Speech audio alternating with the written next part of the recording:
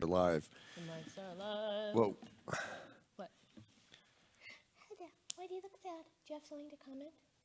I have got to get Brett to show me how to put these in. He said I was wearing them backwards. Really? Yeah. Huh.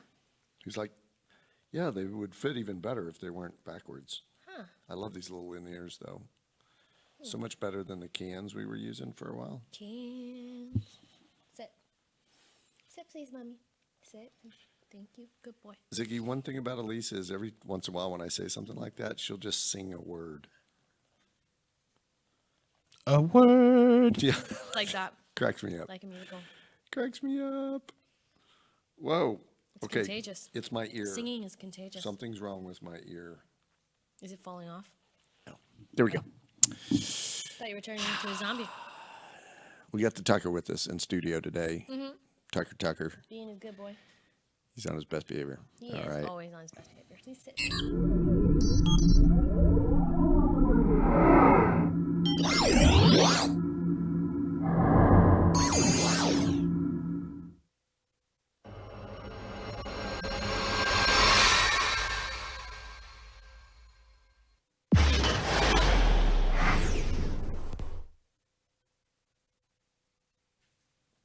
This is something you can do every single day, and it will make your life better and the world a better place. Now is author Daren Martin. Culture is the game. If you don't change the culture, you don't change the company. Great cultures over the course of 10 years will yield a 746% increase in your net profit. Holy moly! One person in the top 1% is worth 12 in the bottom 1%. Called the culture architect for a reason. We need to get into it. Okay.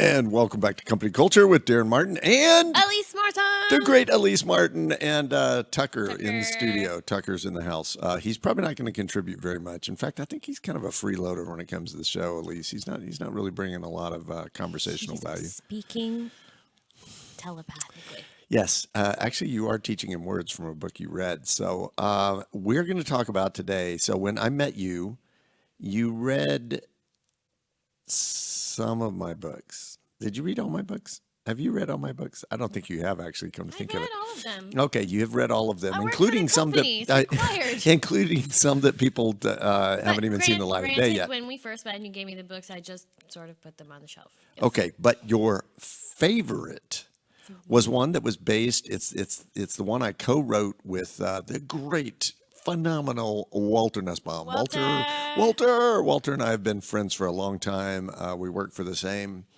little boutique consulting agency for a while. Then we had the same key client. I mean, we've just shared all sorts of things. Speaking gigs. He got me a great speaking gig last year. Or no, last year. This a few year. months ago, like this year. But this year was so packed, it feels like 2 years in It one, does. right? We've crammed quite a bit into this year. So Walter, as the story goes, and you've heard this story, some of you have, but Walter walks into a restroom in an airport. Very well-dressed guy. He's got like a suit on and a tie. And he's sitting there. He's taking the paper towels and wiping down the sink. And Walter makes a crack to him. He said something to the effect of, hey, you've been working here long, or something along those lines. The guy just smiled at him. He looked at him and he said, hey, well, you know what they say, why not leave it better than you found it? Guy walks out. Walter comes to the sink now. He gets the paper towels, and guess what Walter does? He wipes the sink. He's telling me this story on the phone. I wipe down the sink. Okay. So many people familiar with the story because I've been telling it all over the place. Because to me, it's just such a life-changing idea about anytime you walk into an environment, anytime you walk into a space, leaving things better than you found them. And I just got an email the other day from someone, and they said, hey, I've wiped down so many sinks. I'm like, okay, wow, game on. We are single-handedly going to make the bathrooms of the United States of America and other countries cleaner places to be. Wouldn't that be awesome? That would be awesome. Oh, my goodness. By the way, there's no comparison between a really clean restroom and a not clean restroom. What? I mean, it's just, whoa. Oh, yeah. There is a comparison. I thought you said No. comparison. Yeah. You mean the... I mean okay, that I got it. the night and day difference, right? Right. So and it's a big deal when you wipe down a restroom, a public restroom, because you're wiping down somebody else's mess, which is always like, ooh, if right? you're a germaphobe, for sure. I mean, I wiped down my sink this morning, and it means that I probably won't have to clean it for a very long while, because if you keep it clean every time, right, you probably don't have to clean it. Okay, But so- that's no big deal, wiping down my own sink, right? So But this it is- is a big deal when you wipe down the sink in a public restroom, even though you just washed your hands. You made a mess, but there's also other people's mess, right? And some people are more squeamish about that than others, but it actually brings up something that we did this week, because we went through a purge of just Oh, stuff. it feels so good. And I came across, a little book at a store, and I was reading in there something about, do these things if you don't love it, blah blah blah. And so I came home. I said, "Baby, let's take the next couple of days and let's just go through everything." And a couple of thoughts. One is, so it was our reality of leaving our environment better than we found it and making it a better place, because we work there, we live there. And so we just went through closets. We still have a few more little nooks and crannies to go through. And it's amazing what you pull out when you're asking yourself the question, have I used this in the last 2 years? Am I ever going to use this? Could this be benefiting somebody, whether it's clothes or tools or whatever? And the best question of all, if it was in a store right now in front of me, would I buy it again? Whoa, I hadn't even thought about that one. Would That's I a buy- great one. That's mine. Yeah, that's mine. If I can't get rid of a shirt, it's like, I love this shirt. I used to wear it. And then I ask myself, if I was going to buy it today, would I buy it? Even though I loved it when I first got it, maybe I wore it 3 times, but today, if it's in a store, would I buy it again? I love that one. I love that one because mostly the answer is no. It's out of style. It's outdated. Yeah, it It's doesn't too small. fit. It's stained. Would yeah. you buy it? So I actually use that when I'm talking about hiring and firing. I think we discussed this on that whole show on that topic. But one of the key questions is, if this person applied for their job today, knowing what I know, would I hire them? And if the answer is no, then you got to think, okay, right? Why are they still here? And it evokes a conversation. So. First of all, I don't know about you, but I feel better. Now we have this massive. I feel amazing. I feel so massive amazing. Group of stuff. Giant pile of that we stuff that's that someone's going to come Goodwill or- pick up and benefit from, Yeah. and there's some really great stuff actually in there. But at any rate, so leaving the world better than you found it. So after Walter told me this story, of course, I'm wiping sinks, and I called Walter one day and I said, "Hey, Walter, we wrote a book." And he said, "We did?" And I said, "Yeah, it's called The Sink. And it's based on that little story that you told me. The subtitle, by the way, is Radical Transformation with One Small Change." And I can't say enough about the way, first of all, when the book first came out, it was 96 pages. I realized it was could be half that size. So it's now 48 pages. So cute. You can fit in a stocking. Yeah, absolutely. Yeah, and the whole This would be point. neat in like even churches, like in the little pews. This has got religious groups, all sorts of things written all over it, It's because just a great little book. it's so a great book, and the idea is great. Yeah. Because once you have this idea and once it's embedded in your brain, it's impacted me in so many ways. I'm attentive to leaving the environment better than I found it, making sure that I'm doing things on a macro level and on a micro level. And I'm also attentive to, how are we leaving other people? How are we impacting other people? Elise, you've got some people that you spend time with and then you walk away and you're like, Yeah. whoa, I was going the other way first. Yeah, Okay. It's like, thank God that's We're going to over. do the bad one first, right? So people you spend time with and then you're like, oh, geez, I feel bad about myself. I No, feel bad about there are life. I some- feel bad about Yes, you have all some- sorts of do you have stuff. something to add? To Yeah. So, and then there are other people that you walk away from and you're going, oh my goodness, wow. I mean, Tucker's one of those, right? We spend Right. time with Tucker, we play with him, we hang out with him, then he's just an immediate attitude, Right. energy boost Energy because boost, of happiness boost, right? So, But Yeah. there are people, you spend time with them and you afterwards you say, I need a drink. Right? yes, absolutely. For some people, it's family members, but you see it very often in in the workspace, especially in a negative culture, because So we're going to do actually hold that thought because we're going to do a whole show about the company you keep and how it impacts you and influences you. But in terms of leaving the world better than you found it, it applies to everything, right? People, environments, work. Hey, if the copy machine is running out of paper, one of the little simple things we say in the sink is just replace the copy paper. Set the next person up for success in whatever environment that may be. Whether you are, we had a thing at a company I did some consulting work for, is a large oil and gas company on the refining side. And if you went to the pump and did the and hit the end, I called it the coffee lottery, right? Like, coffee roulette is what I called it, actually. Boom. So if you push it Boom. and it goes, boom. and it's like, I like all that done. imitation. Guess what you have to do? You have to make the coffee, right? That was just kind of the rule. But And you did could always everyone do tell. it, though? I Sometimes people didn't do it. I worked in an office where whoever put the last cup, like if your cup went in the dishwasher and there's no more space, right? You have to put the soap in and start the dishwasher. But Right. not everybody People did would it. cram it on top and figure out where or to leave it in the sink. leave it in the sink. Leave it in the sink. Not good. The different kind of sink. So, one time in this is true confession time, but one time in like 10 years of doing work with this company, I didn't remake the coffee. And it was because I rushed in there. I had a very important meeting to be to in 60 seconds.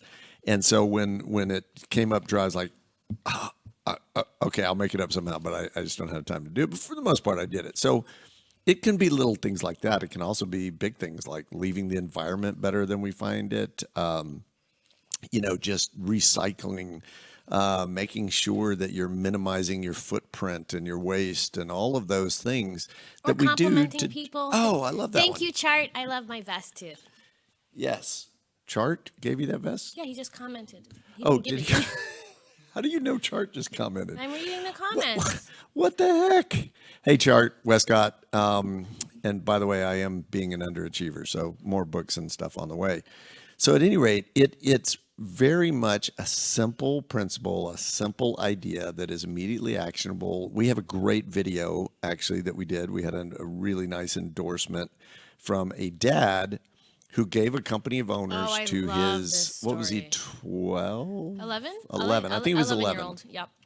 And so he gave it to him and had him read it. But And we have to tell before that they were having such a hard time convincing him to take his toys and put them away, right? yeah, to Upstairs. clean up after himself. So Like they would after even himself. set it on the The stairs. stairs to make That's it easy for him, By the right? way, we do that, right? We put stuff on the stairs to Right. remember. So remember to take it upstairs to our room, right? Right. So this kid he just wouldn't wouldn't take do care it. of anything. Right. He read the sink and all of a sudden he started cleaning up after himself. The dad was overjoyed. He's doing the It dishes. just it shows you the power of an idea. Right. I'm gonna write a blog about this. A simple idea can be a life changer. Can The change point the world. is not to make certain ideas too complex. Sometimes people need a simple idea. Sometimes they need a complex idea. But definitely making certain things too complex, Yes, and I think it stops action. I mean, a simple idea can be put into action. So you want something, if you want action to happen right now, you need to make the idea as simple as possible. I think it's when it's tied to a story. Mm-hmm. Because if I just said to somebody, if I got up and spoke and said, "Hey, you need to leave the world better than you found it," people would go, "Okay, what does that mean? What are you talking about?" But when I tell the story, and generally when I speak, there are a lot of stories weaved in because what I want to do when I'm keynoting and when I'm talking to companies and all sorts of size groups, et cetera, I want to present a story and then tie an action to it because when you do that, people remember the story and the action. So I think why the sync is such a powerful idea is because it's tied to a story and it has a built-in what we call neuro-linguistic programming when you condition somebody. So, there are certain, like when we walk in this studio, we see Ziggy, it automatically elicits a certain kind of response out of us. We love being here. It's awesome. It's fun. More on that later.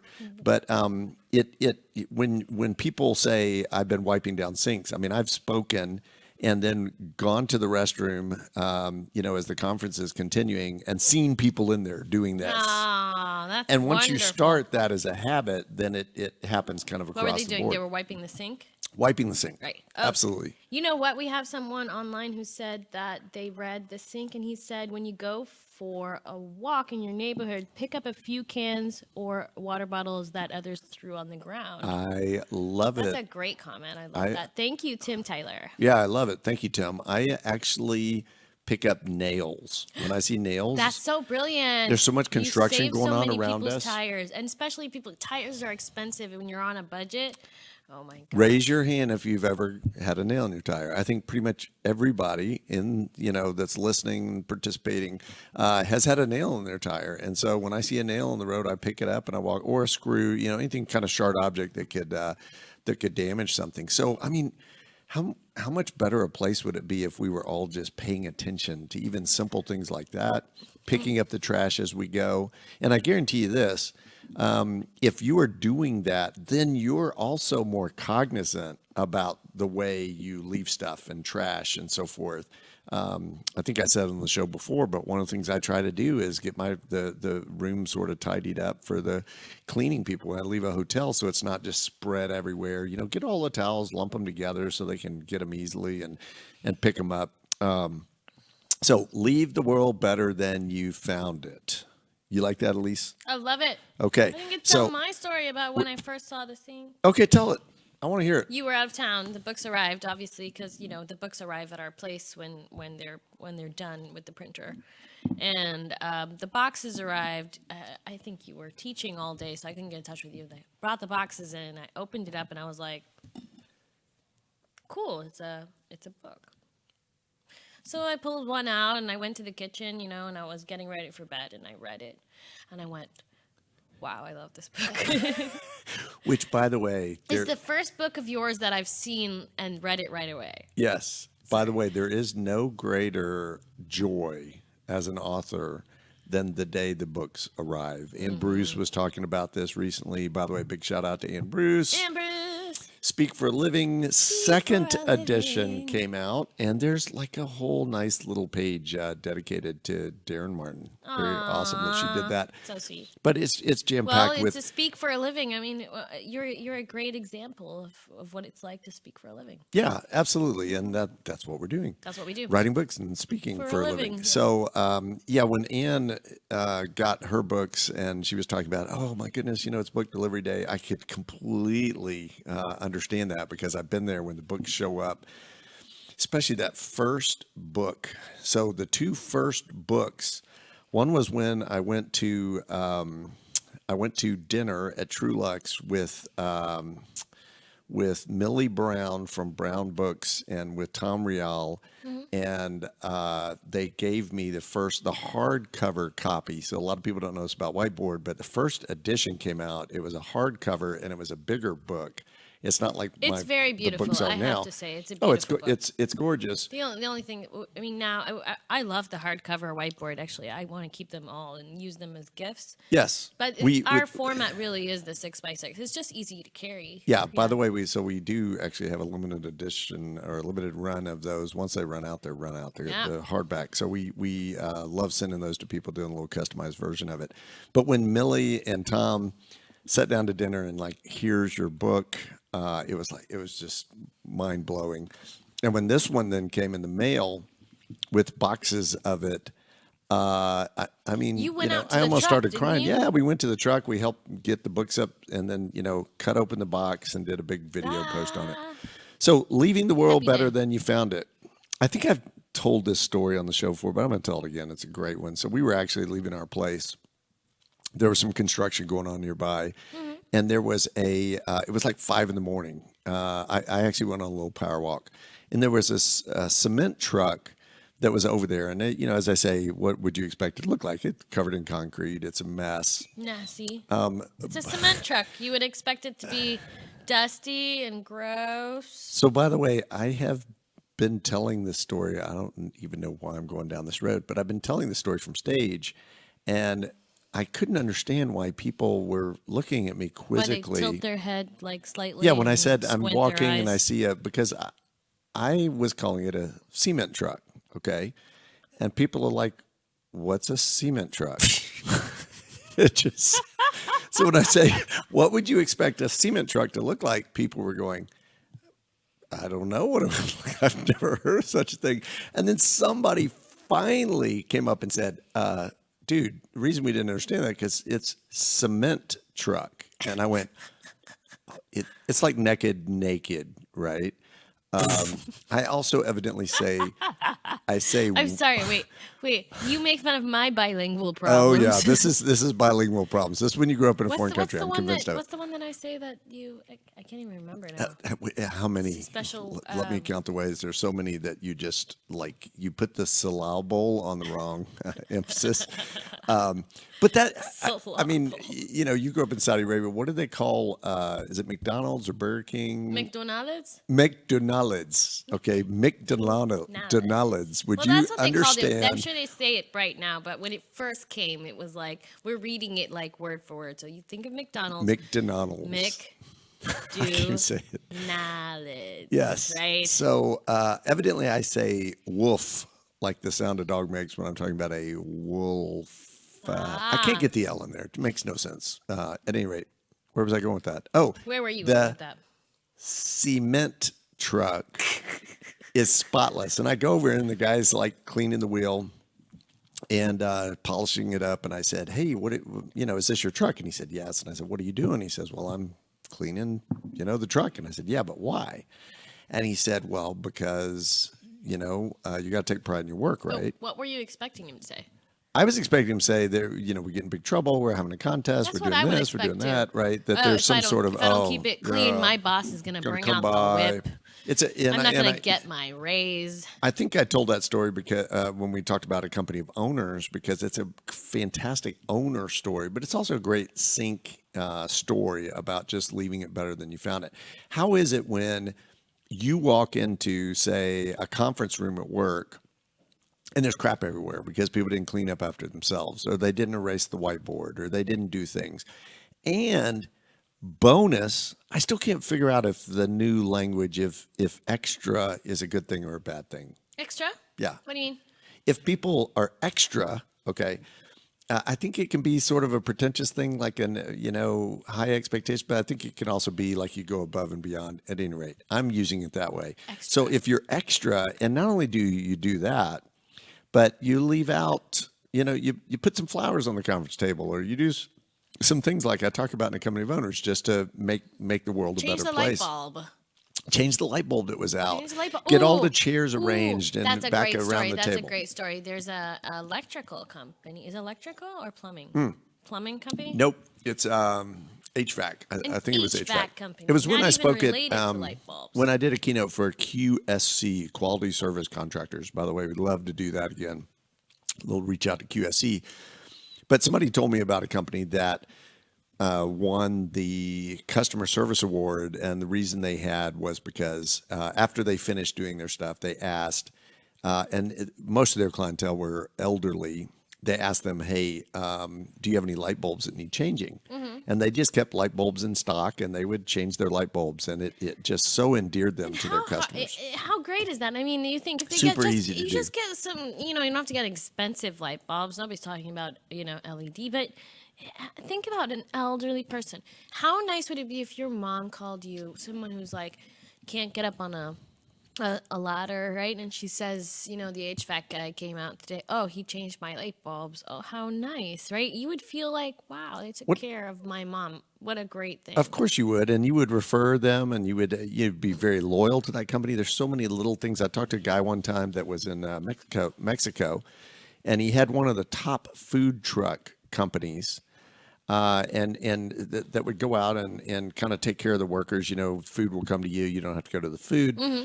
And he had a great business he was running. And we were sitting on the plane, and he was very dominant in his space. And we started talking about something he could do that would make him just stand out completely. What was it? And I said, listen, why don't you do what, the story, we won't tell it now. If you haven't seen it, Johnny the Bagger, it's in a book called... oh, what a great story. Just Google Johnny the Bagger. You'll find the story. It's fantastic.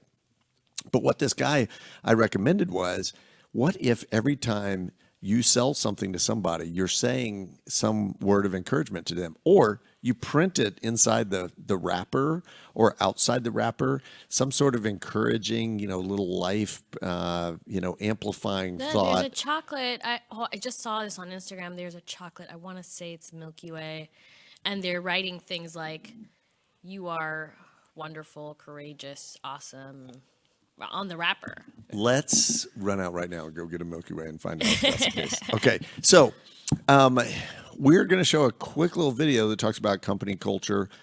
By the way, leaving the world better than you found it. Elise Martin, you are crushing it in the video space. I love video You are doing editing. phenomenal work. I wish I could do only video I editing think I all day mentioned long. this, last week. But now you're going to have even more people asking you to do it. She only works for us. I just want to be clear, because I get people calling me all the time going, we are, by the way, and this is our secret little bullet, going to give a testimonial later to our video guy, our YouTube guy, who reached out to us and is definitely making everything we do better. If you're interested in connecting with him, let me know. But we want to promote him because he's fantastic, and we also like keeping him as our little secret because he's amazing. But so watch this video about company culture real quick.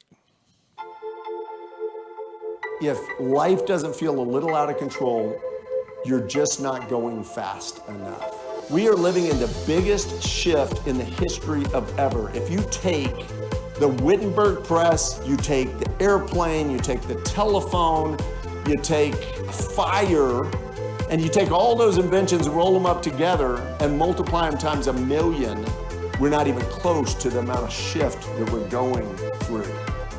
People in this room, you grew up without a cell phone, you now have a cell phone. You grew up without a computer, you now have computers. What is going to save us moving into the future is our ability to use the tools and resources to make that shift. Are you going to look for building the premier culture of any company in your space? Because I guarantee you, I've seen it, they'll be leaving other companies to come to work here. Create a company culture. That's where the juice is. That's where the future is. And that's what you are building. And if you will focus on building that, you're going to take those numbers that we're seeing up there, and you're going to be laughing about them in 3 to 5 years. You've got to have a strong company culture.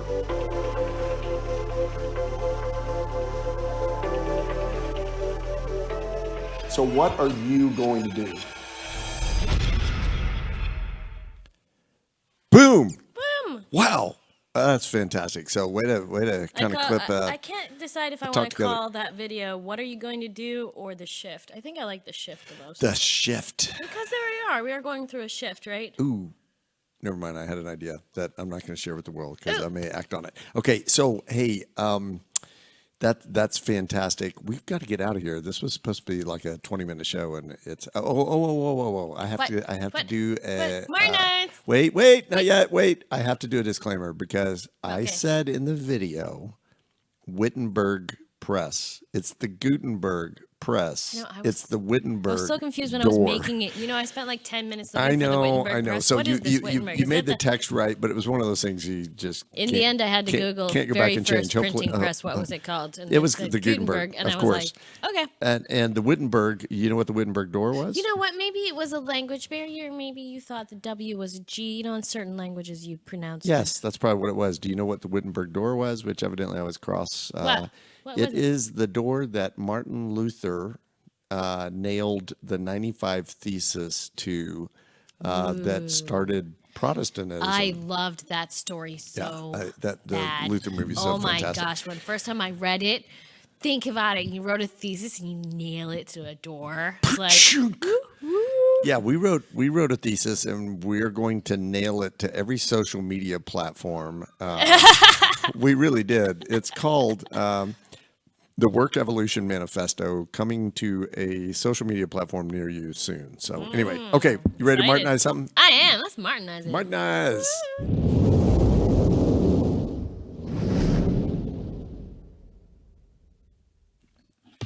So actually the flames are very appropriate for this one because why in the heck would you ever burn bridges? It doesn't need to happen. So there's a great example of this. I had a email from a guy on LinkedIn. I would share his name, but I don't want to burn a bridge, and I can't remember his name because he blocked. It doesn't really matter what his name is. There's a lot of these. He blocked me. I mean, so at any rate, I got this invite. Look, one of the things, especially when you're starting out as a speaker, that you have to do is you have to get a lot of video, a lot of collateral, because people say, interested in coming to see you speak. Can you show me some of your work? So we're very fortunate that now on YouTube, we've got full length talks. I mean, it's one thing to chop it up and have a speaker reel. We'll show one of those on another episode. It's something very different to post an entire talk because it's got all the flaws and bumps and all that stuff, right? Just as a disclaimer, if you're a speaker, my definite advice is to start recording now. You say, "Oh, record I don't know." everything. Just record everything. In a year, you'll come back and say, "Thank goodness I recorded that," because that one little clip can be added to a reel. Absolutely. So people, you just want to accumulate that. Man, I wish we had the clip of my first recording when my life blew up and I started back from scratch, and my brother, Craig Martin, professional videographer, recorded us in a classroom with my mom and two other people. Okay. And they would do crowd shots. So there was this guy that was sitting in the quote audience, because I knew I needed a speaker reel. There was a guy sitting in the audience that they would flash the side from, and he'd be doing this. Nodding his head. It's we are so posting this. It's funny. Nodding his head intensively. So at any rate, now I think I want to do a reel of like then and now. Yeah, absolutely. Just to show the transition. A lot of people know you as you are now, but they didn't know you what you were then. I right? am and how far we've 30-year overnight success. Really, seriously. And as I say, I think those stories are helpful. We'll talk about that in a different context. But because hey. A lot of people, as I say, want what people have, but they don't want to do what they did. And I was just talking to somebody about this the other day. Anyway, so it's extremely important. There are services out there, I've thought about providing this as well, that do a magnificent job of saying, hey, you're great on stage. We're going to help jumpstart you. Come speak at this event. It's pay to play, as a lot of things are this day. You're going to pay us. We're not going to pay you. Come speak in this context. We're going to capture the video. We're going to do a video reel. You're going to get what you need to kind of jumpstart and get your speaking thing going. So this guy reached out to me and added me on LinkedIn. Very nice. He said, hey, I'd love to connect, blah, blah, blah. And he says, hey, we're doing this program down in Houston. It's going to be awesome. You're going to get up on the big Jumbotron at Astro Stadium, whatever it's called.